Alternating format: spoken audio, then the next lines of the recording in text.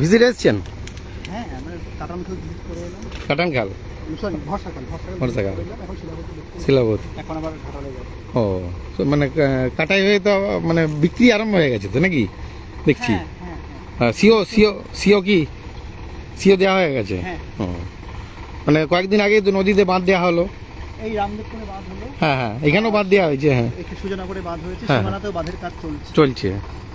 মানে তারপর ঘাটালেও দেখলাম ভেসেল নামছে। হ্যাঁ, ওটা কবে থেকে শুরু হবে?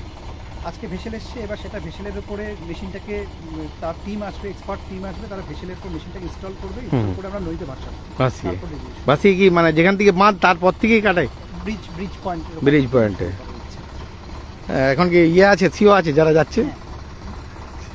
স্যার আপনার নাম? স্যার আমার নাম অভিক রায়চৌধুরী। অভিক রায়চৌধুরী। মানে ওই কংসাবতী। হ্যাঁ, আমরা হচ্ছে ইরিগেশন ডিপার্টমেন্টে হ্যাঁ, অফিসার আমরা।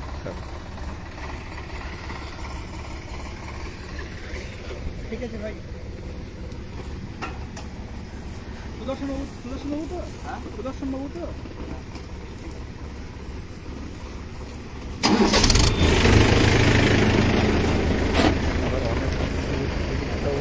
না না, আমি ঠিক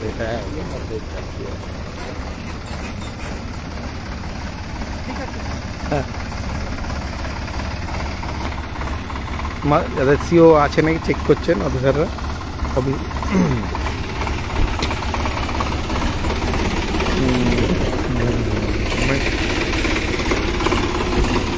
সিও আছে তো?